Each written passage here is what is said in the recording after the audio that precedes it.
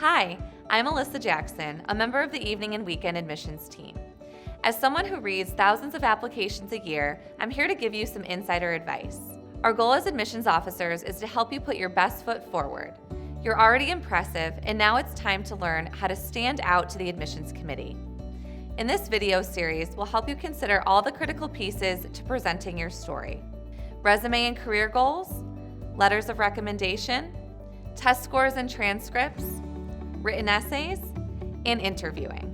In many ways, you should approach the admissions process like the application process for your dream job. The resume you share with us should help us understand who you are in a succinct way, providing high-level details about your professional experience, education, and extracurriculars. Here are some tips to consider for your resume. We don't require a specific format, but keep it to 1 to 2 pages in length.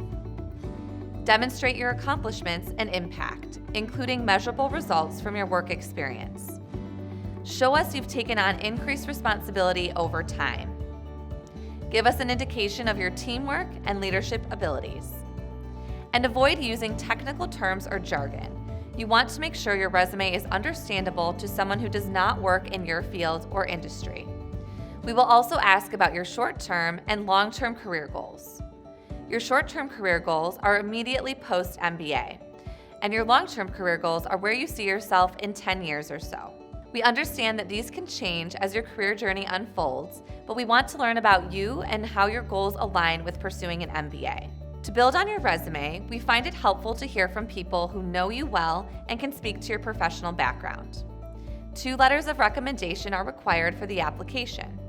The first letter must come from your current supervisor, unless you haven't worked together for very long. Here are the do's and don'ts of who should write your second letter of recommendation. Do consider previous supervisors from your current or former companies, indirect managers who are more senior than you, for example, your boss's boss. If you've served in a client-facing role, do consider long-standing clients who can speak to your relationship and work product. And since recommendation questions are related to professional performance, don't include academic references, extracurricular contacts, and peers at the same level as you. When you first reach out to the individuals who you'd like to write your letters of recommendation, help them connect the dots of your contributions to your ambitions to pursue an MBA. Tell them why you are interested in Kellogg and discuss your career accomplishments and career goals. You can even discuss the examples you'll be using in your application. This way they can add more depth and context. While we don't require a particular format for the letters, do encourage your recommenders to use robust examples. Finally, once you've connected with your recommenders, log into your application and share their contact information with us. We'll contact them, and then they'll submit their letter and rating details. We know some of you may be anxious to know if your letters of recommendation have been received. Rest assured, you'll be notified when we do receive those letters of recommendation. We realize test scores and academic transcripts can often be one of the most stressful aspects of the MBA application. Remember that we are factoring in the whole picture of who you are as a candidate. Here are 4 things to consider about this step in the process. Test scores, GPA, and transcripts are all indicators of intellectual ability, and given our rigorous curriculum with its variety of quantitative courses, the admissions committee needs to have confidence that the applicant will be able to handle the rigor and be successful here at Kellogg. Kellogg accepts both the GMAT and the GRE, and no preference is given to either test. We encourage candidates to do their research on both exams and take whichever one is best suited to their strengths. If you've taken the exam multiple times and report more than 1 score, rest assured the committee will utilize your highest score. And don't be self-conscious of retaking the exam. We see it as a sign that you're dedicated to the admissions process and that you'd like to do your best.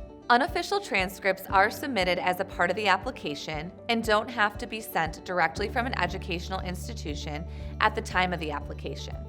If you've completed education outside of the U.S., instructions for international transcripts are available on our application website. With written essays, you have a chance to tell us your unique story and provide a double click into your resume and who you are. We ask that you write 2 essays and follow the prompts to share insights with us on topics that are core to Kellogg's culture, such as teamwork, leadership, and values. 450 words per essay is the recommended word count, but it's okay to be slightly over or under. Bottom line, the essay should be authentic and sound like you. We often say that it's better to choose one example and go deep. Spend a few sentences explaining the example, the impact that it had, and how it influences your work now. We encourage you to offer details on your involvements and activities outside of work, such as passions, hobbies, and interests. Who you are as an individual will inspire how you shape your time at Kellogg. Now that you've completed the application steps, take a moment to celebrate. Once you hit submit, you'll be hearing from us soon regarding setting up an interview to complete the admissions process.